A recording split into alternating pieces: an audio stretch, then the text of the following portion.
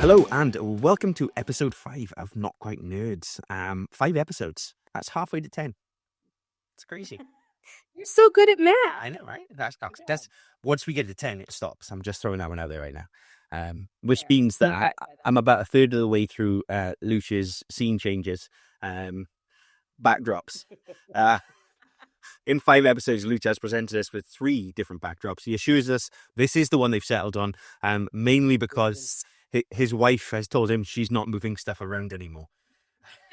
That is very accurate. Yes. But this is the final set. On this week's show, we are going to talk about where Mallory's up to on the Marvel universe. The Marvel... What are we calling it? Because it's not a cinematic universe. It's just the Marvel universe. No, it just... Marvel... Complete Marvel universe. Productions. Marvel Productions. Yeah. Maybe. Mallory's just crazy decision to watch everything. Yeah. Mallory's weird. Mallory's madness. Mallory's madness. I like it. Mallory's madness of the Mallory's Marvel madness. There's some alliteration for you. I love alliteration. With New York Comic Con just around the corner, we're going to have a look at some of the panels that we would attend if we were going, and the panels that Mallory is attending, should she get in. By the way, if you are at Comic Con, look out. Mallory has a really, really good t-shirt coming. And we're going to review staff pick number 2, which was One Piece. So listen in and we'll get you moving. All right, Mal, talk to us. Tell us what's happening in your Marvel universe. So I was thinking about it today, that it was a slow week, but it really wasn't a slow week because I've only watched like 1.5 things, but the 1.5 things were full series or season. Okay. So I watched the entire first season of the Daredevil show. And I think like the first 4 or 5 episodes of season 2 of Agents of S.H.I.E.L.D. Okay, so you're like partly through your first, because like I think the first batch was episodes 1 through 10. Yeah. So I'm like halfway through number 37. In a row? It has to be done. We know that 37 is one of those numbers. As you hear in Smitten Bands, as soon as somebody says 37, you have to respond with... In a row. There you go. See? By the way, no delay there. No delay. You delay your name, but not in a row. Well, I know that much better, so I need enough time. Priorities. So, honestly, so far season 2 has been kind of forgettable. So I'd rather talk about season 1 of Daredevil, which I had never seen before. So good. I mean, I'll admit, I think it started off a little slow. Like, I think I kind of had to push myself through the first few episodes. But once it kind of hit its rhythm, it got so good. So effective. Sorry. Like that first 2 episodes, that whole fight scene is unbelievable. It is one of the best fight scenes that has appeared in the Marvel universe in any way, shape, or form. Like, yeah, is that the one where he's trying to get the kid? Yeah. So the realism within it, the fact that he's just like, I'm so tired, I can't even do punches. Just like falling into as he's hitting people. Like, kicks people and lands on them and then just sits down because he's just like, I'm so tired. And for me, that's something we never get to see. We never, ever get to see in Marvel movies, is that silliness or the realism that comes with, I've just had a fight with 20 guys. I agree, but I do think we see a little bit of that in Endgame with Captain America. When he's fighting Thanos and him are just trading blows back and forth, and when Thanos breaks his shield, like, you can tell like he's like at like 1% battery. And then next thing you know, you hear the on your left, and then he perks up again. Yeah. But I agree with you, but it does happen, I think, I don't know, at least one at a time. Okay. A great fight scene. So 2015 would have been our first Comic-Con. I'm looking to my side because...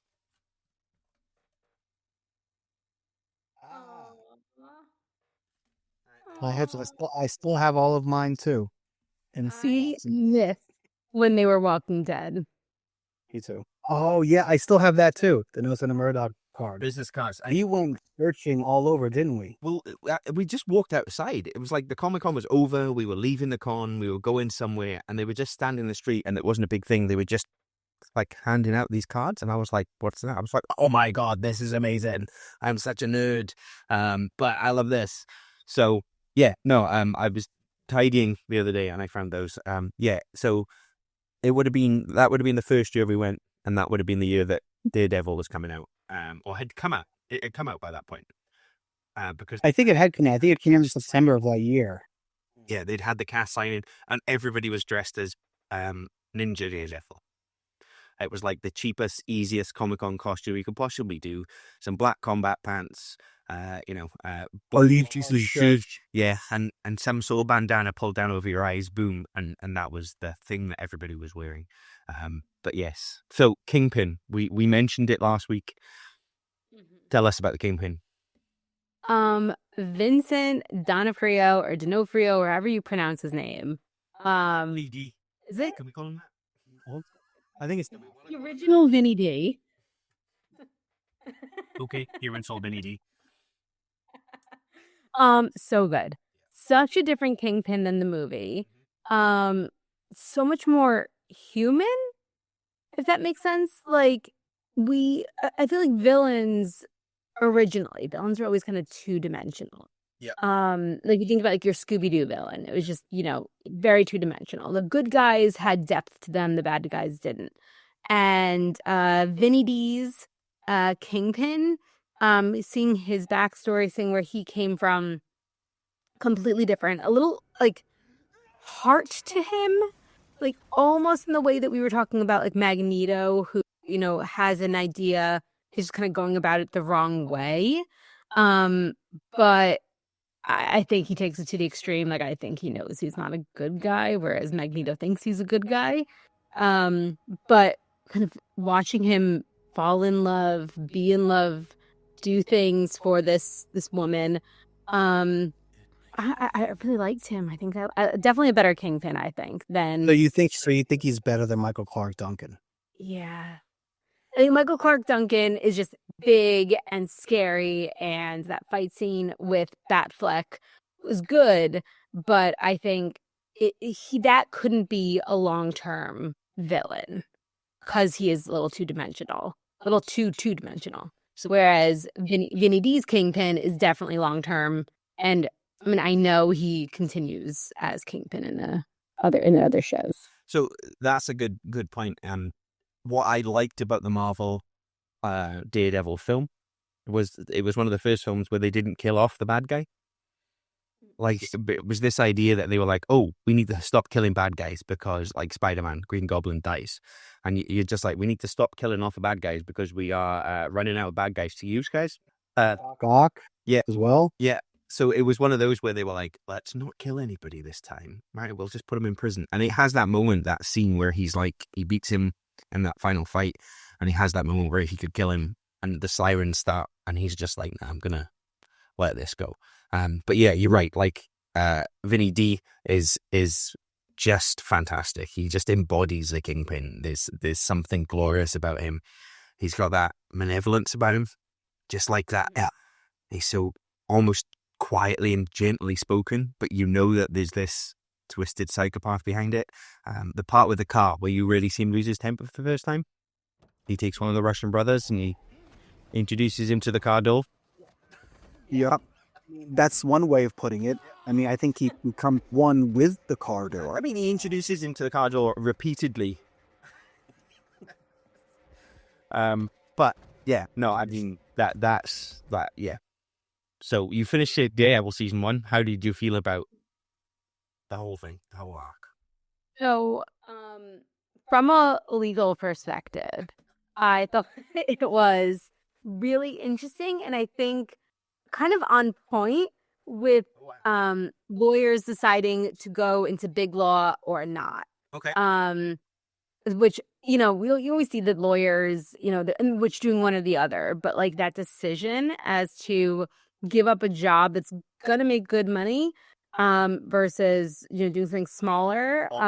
More important, it's a conversation we do in life. More importantly, it was free bagels. It's free bagels. And Those- did not have free bagels. Anyone listening from my firm, please think about that. Free bagels. Free bagels. But no, it's a real conversation. Like, I remember my last year of law school having those conversations about how much is your soul worth. And Froggy does say that to what's her face, that she sold her soul to go work for that big firm. But their relationship, Matt and Froggy's relationship, is amazing. I love them. I'm sad at what Froggy did to Karen. Like, you can see they're laying the groundwork, and maybe I'm wrong, but for Karen and Matt Murdoch, but and I don't know what happens in the comics, as you guys know, but I liked her and Froggy, and then he gets all cranky because he finds out that his best friend is Daredevil, so he has to go sleep with his ex. So I probably didn't like Karen as much. I don't dislike Karen as who she is in the show, but Karen is different in the show to what she is in the comic books. Spoiler alert, you and I spent the weekend together, Mallory, so we kind of had this chat. But Karen, for me, is one of Matt's big... He is the Mary Jane of Matt's life, or, the Gwen Stacy. He's that sort of thing. But she's got a really, really dark past, and they sort of hinted it, and I was like, oh my God, they're going to go there. And then they really softened the blow with the direction that they went instead. And that was disappointing, because that sort of sets up the whole relationship right the way through. She's great, and who she plays is great, but I just don't think that's the Karen Page from the comic books. And that's my gripe. That and Ben Ulrich. Yeah, I was gonna say, yeah. I text you both when they killed him. Like, statute of limitations passed on spoilers for all of our listeners. But excuse me? Not just kill. I mean, the Kingpin goes and does the dirty work himself. He doesn't send one of his boys. He doesn't send Wesley. He doesn't send, the Russians or somebody or Nobu. He goes there himself. And I think that's because he spoke to his mother. I mean, listen, you don't mess with mamas. I mean, that's what, we've been learning that since, grade school. So I don't know. He's a big dude. Like, I wouldn't want to mess with him either. But I do think that I tend to agree with you, Matt, about Karen.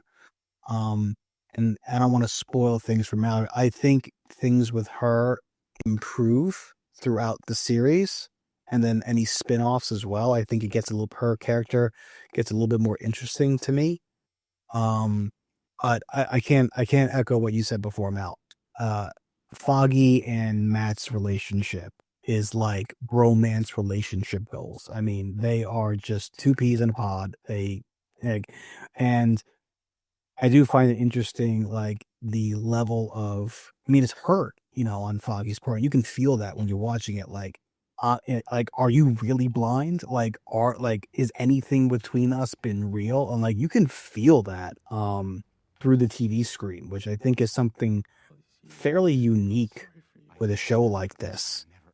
You can kind of get to that real, like, pulling on the heartstrings, factor. I don't know. I just think it's borderline, I think, a perfect show. Yeah. For me, especially the first. I enjoyed it. I enjoyed it more than I thought I was going to, honestly. Okay. So you watched that, then you were on to Agents of S.H.I.E.L.D.? Yeah. Honestly, it is post-Hydra taking over, so they are kind of cleaning up. And this is the first time I'm kind of rewatching it where I really see the split between the show and the movies, because Coulson is now the director, because at the end of season 1, he finds out Fury's alive. Fury says, you're the director. You need to clean it. You need to pick S.H.I.E.L.D. back up. And it's interesting because we know that the Avengers continue to meet with Fury in the movies.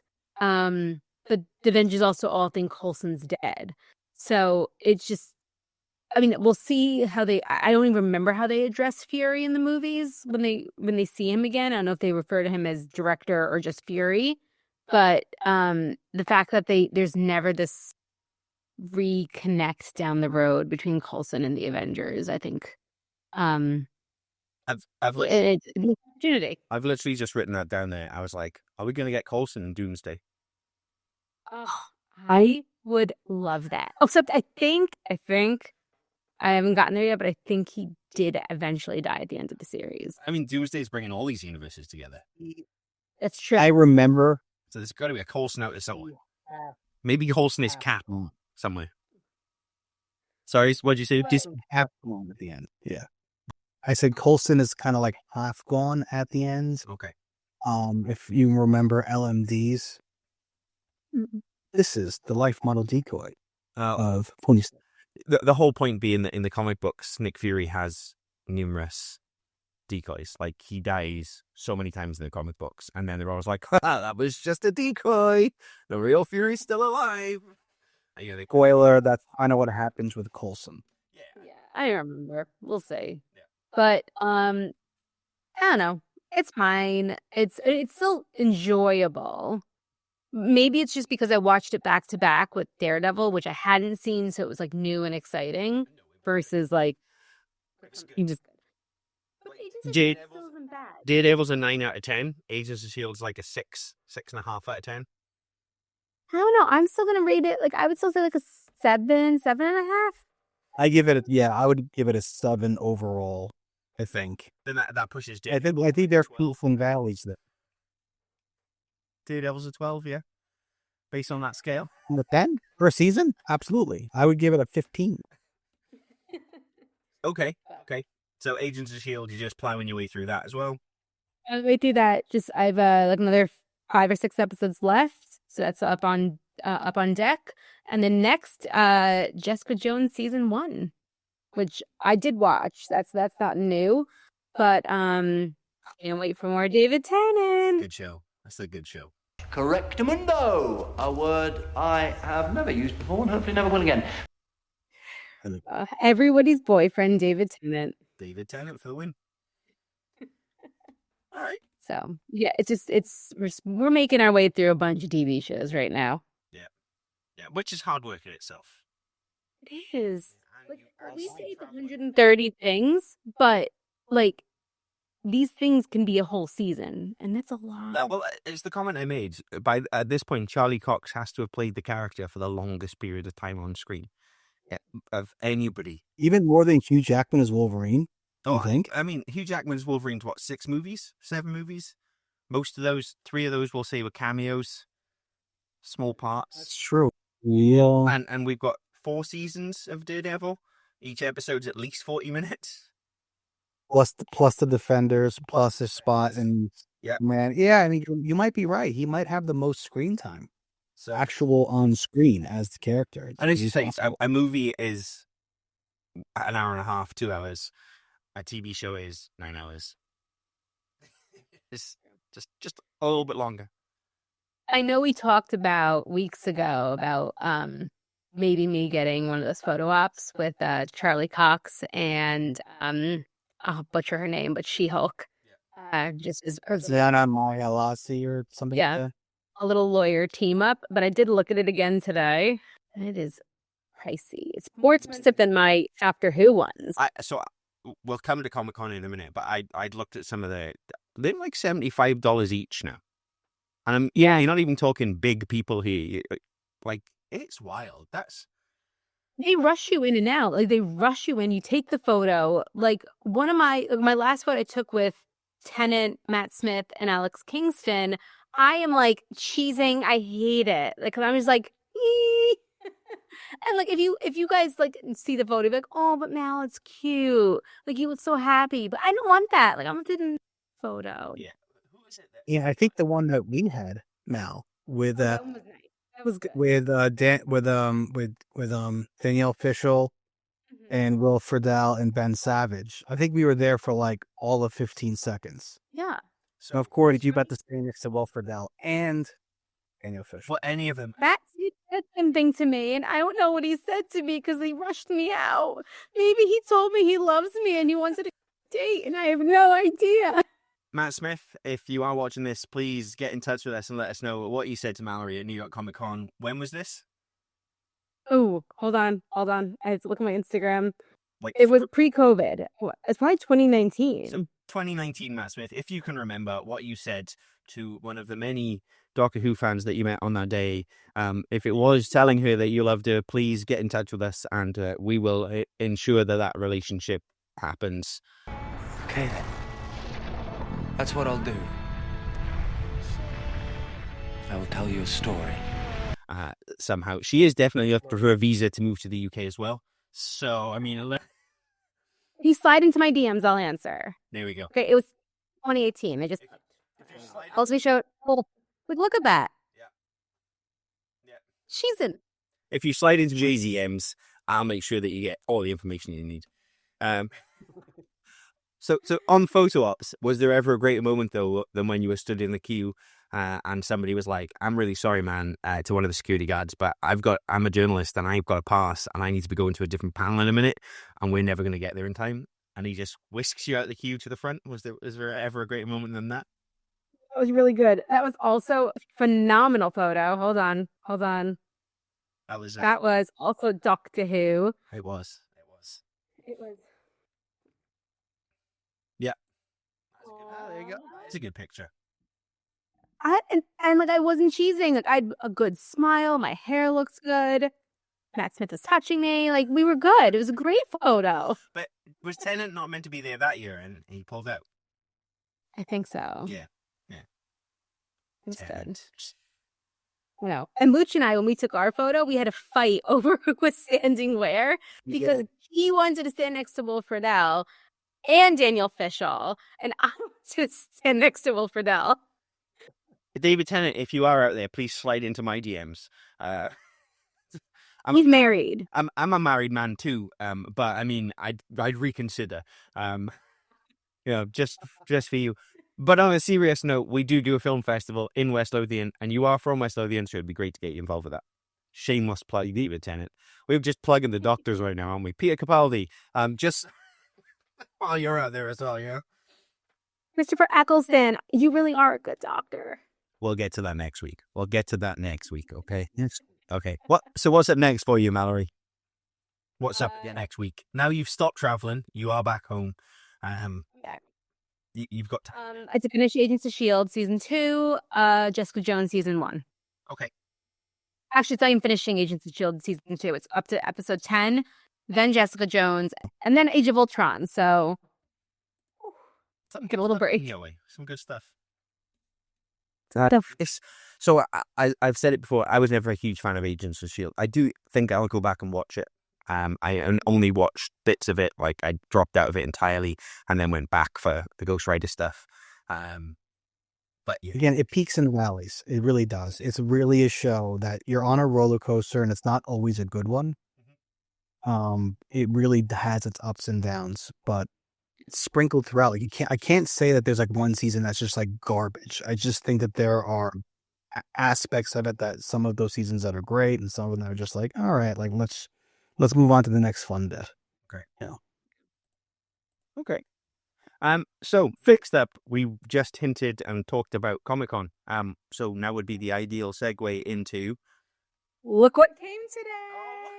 chances of that. New York, who's on the cards this year? Fire Force is Saturday. Yeah. And Sunday is My Hero Academia and My Hero Academia Vigilantes. Okay. So really into the anime this year. They're leaning into the anime. Yeah. I suppose, hey, got to lean into something. They did lean into the TV for a while, but then TV all shifted back to LA. It was always the TV, the comic book movies were LA and the comic book TV shows were New York, so it just made sense that that's where they went. But yeah, I suppose it makes sense that they lean into the anime, and they've always lent into the comic books because DC and not necessarily DC, but Marvel are based in New York, so they've always lent into that. Okay, so what we said we would do is have a very early look. I say early, we're a month away. So I'm pretty sure we'll have a closer look. There's still some panels to be decided. I was scrolling through today. So there's still some panels to be decided. So I'm assuming there'll be big panels. They're just waiting on confirmation of who will be there for those. But early thoughts? Anybody got any preferences? Anything they're looking at? I'm excited. My problem is, because I mean, I'm going. You guys are not going here. Maybe next year. Unless somebody wants to sponsor us to go. What? Unless somebody wants to sponsor us to go. If there is a publisher out there that wants to throw us, some airfare and some passes, we'll go and we'll cover you. I don't even need airfare. I'll take train fare. I'm fine with that. Yeah. Yeah. They do CLEs at Comic-Con. Do you guys know that? The continuing legal education. Like, I can get the credits I need to continue my law license at Comic-Con. That's really interesting. I know. But so my problem always is that every year there's always things I want to do at the same time. So right now my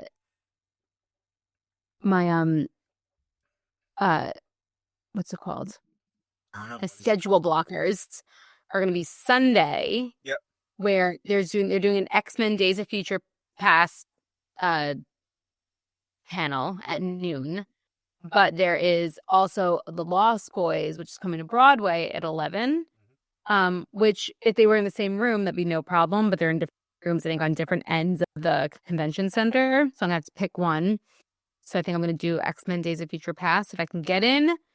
And then also there's an Agents of S.H.I.E.L.D. reunion, which is exciting. But I also then want to do at the same time the new HBO series, Welcome to Derry. But so I can't obviously do those both. So if I can get into Agents of S.H.I.E.L.D., I'll probably do that. And if not, I'll be my backup. But at least this year, there's things I want to do. I remember, I think it was 2022. Like the panels, there was nothing. Yeah.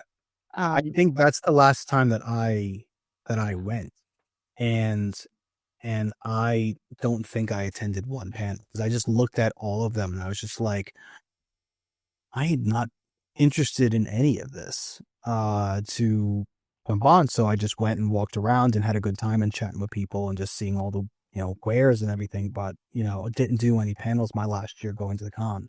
I mean, I saw a couple this year that I thought were interesting, and one of them, to your point, is the Agents of S.H.I.E.L.D. reunions. That was one of the ones I had on my list. The only other two that I had, and I went through all the pages, and like Max said, some of them haven't been posted yet, there is a Star Trek Universe panel on Saturday that looks interesting on the Empire stage. And because that one I think is interesting because that one's got cast members from Strange New Worlds who are going to be there, as well as the upcoming series Starfleet Academy. So I thought that was cool. That it's going to be kind of like a first look at Starfleet Academy. I think the rumor is that they'd already released a trailer for it, but apparently they're going to release the first 3 to 8 minutes of the first episode. Again, rumor, not substantiated. Rumor. I want to preface that. And the only other one that I saw that I was interested in, I don't remember what day it's on, was the Daryl Dixon panel. It has to be Thursday or Friday, because if there's a Daryl Dixon panel on Saturday or Sunday, you know it. Yeah, it's on Friday night. I was going to say, which am I?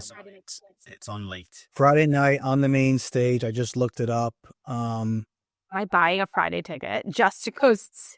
Yeah. So there is a Dixon panel. I don't know if Norman Reedus is going to be there. I don't see anything like that, but apparently it's going to be showing exclusive footage from the final 2 episodes of season 3.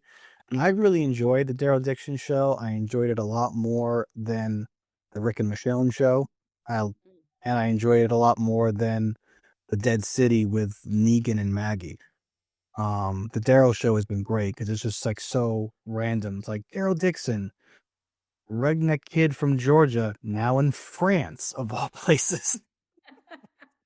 I haven't seen it yet. I wanted to finish.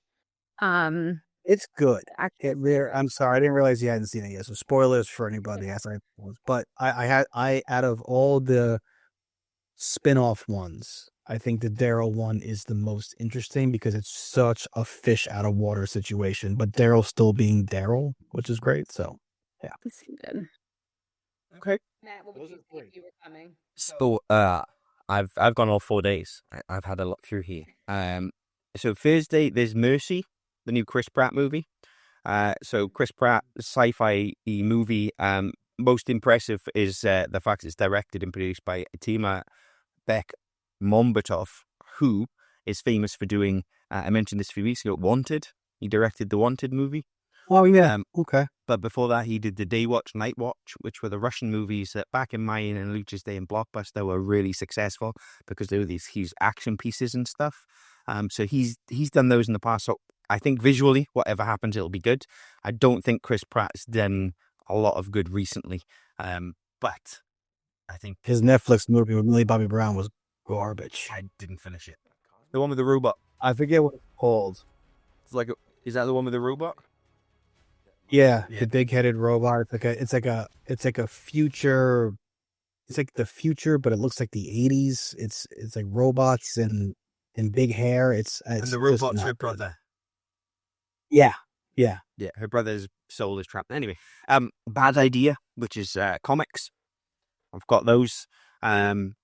They have Matt Kint, who is the writer of Berserker, which is basically this is a comic book studio that's been set up by the guy that created John Wick.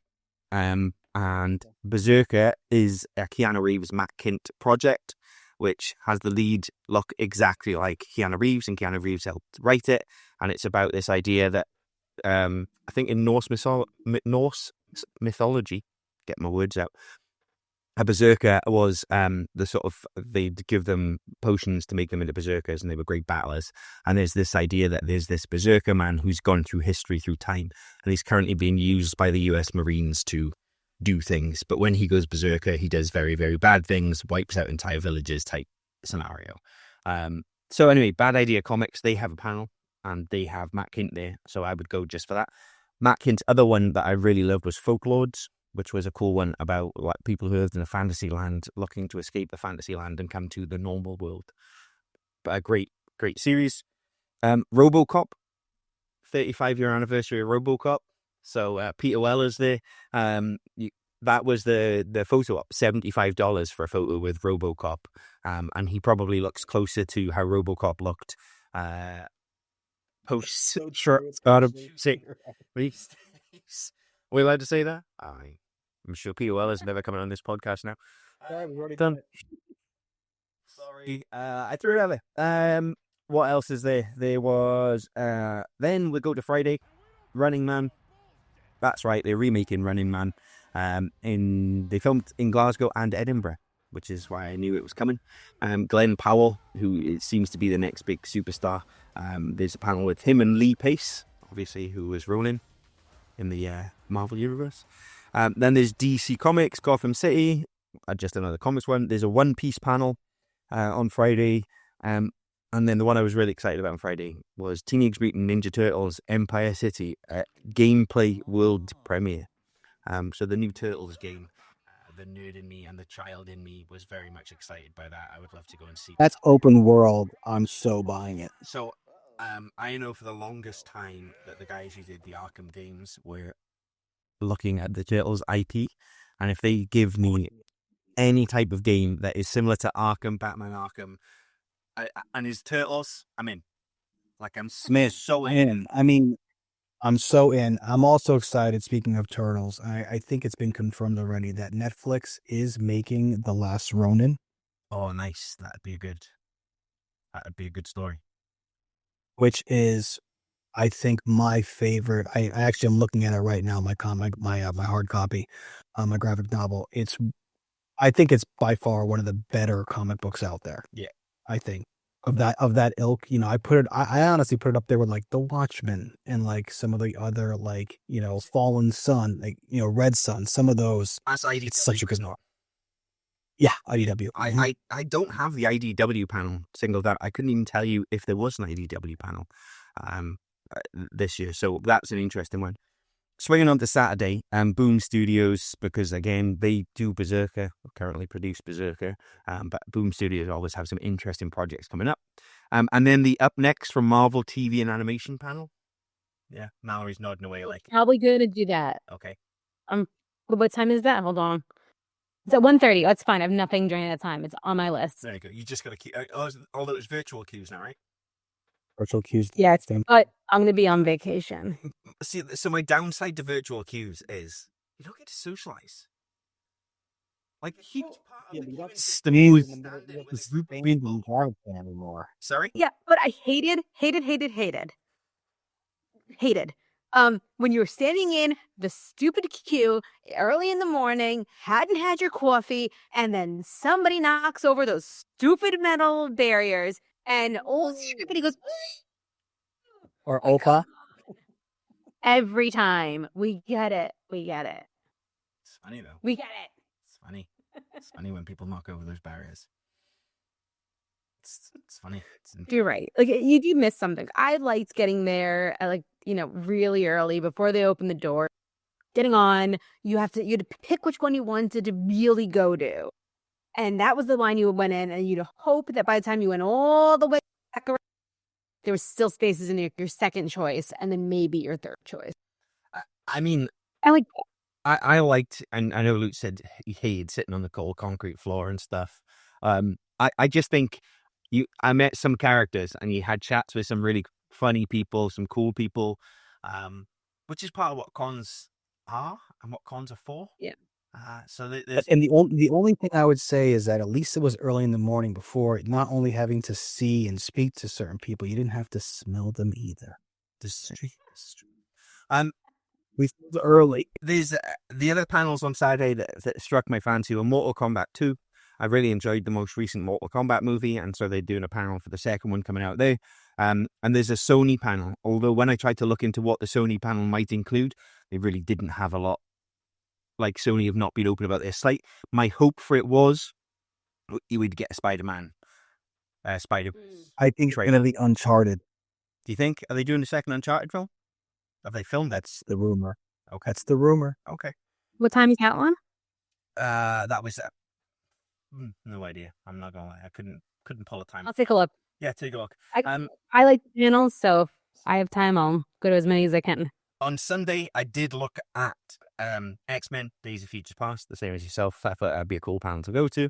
And the one panel from the whole weekend that I would love to see and go to more than any other is Deconstructing Daredevil.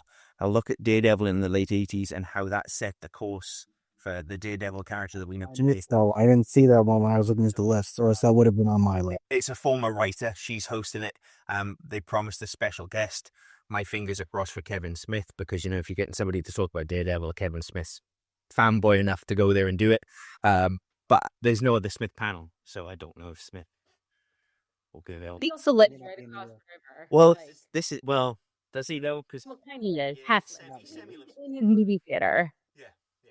That is confirmed. I was going to say, that's the key, is what's showing that weekend in the movie theater, and will he be around? Because if he's around, there's a good chance.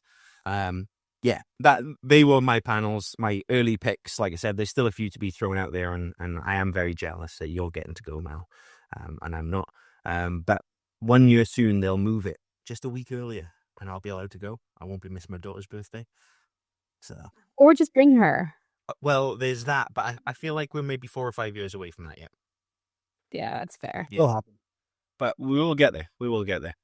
And she would absolutely love it. She is Stitch mad at the moment. Oh, K-pop Demon Hunters, as you know, which Mallory has seen. There is a photo. It's a K-pop Demon Hunters photo op. Oh, is there? I see. Yeah. I saw that there was a meetup, and I also saw that there was a K-pop dance off, which I'm assuming will happen and be very dominated by K-pop Demon Hunters. I am K-pop Demon Hunter out. For anybody who didn't catch the news this week, K-pop Demon Hunters has been confirmed by Netflix and Sony to have 2 sequels and a live-action remake already in the works. That's how popular it's been. I genuinely think Sony are disappointed that it didn't go into the cinema, because if it had gone into the cinema, I mean, this could have been the smash hit $1 billion movie of the year. They put it on Netflix in June. We're now September, and it's suddenly, well, not suddenly, but the last 2 months, it's really blown up in such a big way. Okay. That takes us up. Just a quick roundup of the news. Did anybody see the Doomsday stuff from D23? Lots of interesting ideas coming out of that. They put the Doomsday logo up with lots of things, but there was lots of vocals, lots of audio. One of which was Thor talking about bringing a team together. Another was Loki saying how it's harder to rebuild than it is to just wipe something out and start again. Some interesting comments there. And of course, the big rumor is that Loki will travel back in time and catch up with Cap and Peggy. That I did read. That there was a clip, or not a clip, but We're gonna that's make the big Mallory cry now. We've got a huge segment coming, which is going to be called "What Did Mallory Cry At This Week?" Right? But right now we're going to make Mallory cry with a rumor. That's how easy it is to make Mallory cry, just so we can reference this and put it in perspective as we move forward. Sorry, Luke, I interrupted you. Go for it. What were you saying? Oh yeah, but that is the rumor that Loki goes back to see Cap to get his advice about how to bring everybody together. So fight this evil. So my thoughts on this is we know that the Russos will play the game of this. I think it's far more likely that Cap returns in Secret Wars to fix things. I mean, right? He's going to do the totally, or the end of. It'll be like Hawkeye through, Infinity War, where we don't see him for the first half, and then the second half he gets pissed off and comes back. I feel like that's how we get Cap back in, even if it is for the briefest, coolest, moment, fight scene, whatever it is, but to get that back. And then I wrote down, as we were talking there, Coulson. How cool would it be to see Coulson? I think the way that I'd love to see Coulson, though, would be to be Coulson to be Cap. In his universe, for Coulson to be Captain America. I mean, Yeah. there's a comic book series for you right there. Coulson is. It is. Like, I think if they've not done that yet, maybe somebody out there, somebody's creative enough, come up with that story. Actually, Just a little fun spin-off and see where we go. Okay, we like to do a cool feature. That cool feature is called Staff Pick. It's a throwback to our days back in Blockbuster. Mine and Luch's and Mallory just used to hang out there. When she came to visit. But yes, we're talking about staff picks. And we are going to reflect this week on my staff pick, which was One Piece. What is it? We're Jolly Roger. We are. The Straw Hat Crew. We're heading up to the Grand Line. A treacherous stretch of ocean with bigger islands, bigger pirates. And that's where we're gonna find the One Piece. So, Luch had a chance to watch One Piece. What did you think? Honestly, having had no interest in something like that before, having not seen it, I loved every minute of it. Visually stunning. The character, Monkey D. Luffy, was hilarious, and I think the actor, Inaki Godoy, as he looks at IMDb, was great. I just thought that he was just a fun character. I think he just embodied, kind of like, having not seen the anime, embodied the spirit. Nami, awesome character.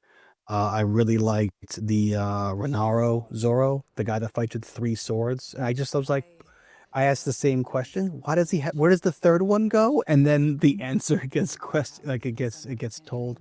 I don't know. I just thought the whole thing was just a lot of fun. And I think you're right, Max. You visually can see where they get the anime from. I think the visuals, the cinematography was stunning. The CGI.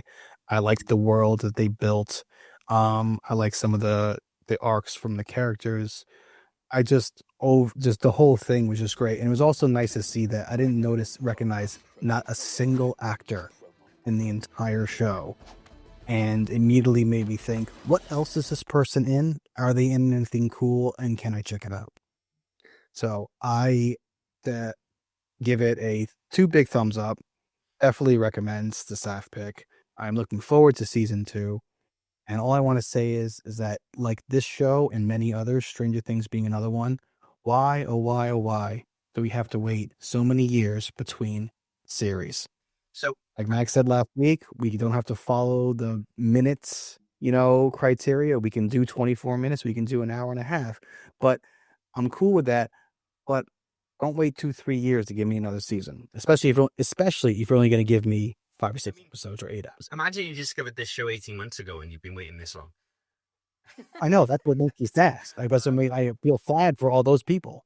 Going against what I've said in the past as well, where I'm like, I'm sick and tired of people using IP and only making things from IP and no one is a fan base. I'm like, actually, this works. So, Mallory did get a chance to watch it because I bullied so badly over the weekend that eventually my wife says, I need you to put something nerdy on. And Mallory was like, let's watch an episode of One Piece. So, Well, watching the One Piece. what was your... That's what I said. It was really good. It's so good. So I didn't finish the whole first season. Luch, did you finish the whole season? It's the whole season, yeah. So I'm halfway through episode 4. I enjoyed it. So I did watch the first episode with Matt, and then I watched the second episode while I was packing to go home, and then I watched the third episode on the plane, the third and then half the fourth episode on the plane. But it was so fun. Like you fall in love with the characters right away. And I mean, I was like asking questions, and Matt wouldn't answer a single one of them. It was rude. I believe you asked a question, and I said, hang on a second, you're going to find out something important. and it was the third sword. Oh, that's what he does. Yeah. My favorite lines. Where does the third sword go? It's her go. It was fun. So far, I think my favorite character is, and you guys are gonna judge me, is the pirate clown. I knew you were going to say that because you were obsessed by the pirate clown from the trailer at the end of episode 1. And Mallory's theory was like, is the pirate clown, what's his name? Sorry? Jinx. Yeah, and I was like, I'm pretty sure that's not the case. And she's like, how do you know? It could be. And I'm like, well, you need to watch the next episode before we can have this conversation. And then she was like, Oh, it's true. Put that together. Yeah. Although, still, even with what happens in the second episode, I won't say because statute of limitations is not passed. Mhm. So I still think they go with Jinx. okay. Can confirm. Anyway, I can confirm from IMDb and Wikipedia. It's not. listen, let me live in my own little fantasy One Piece world until proven otherwise. But no, so much fun. Loved Zoro. There like so much heart in that show too. It had a lot of heart. And all of them, like Luffy, Nami, and Heart, and Zoro, all have heart in different ways. And then you bring them together, and Luffy's like, we're a crew, and they're like, nah, and he's like, no, yeah.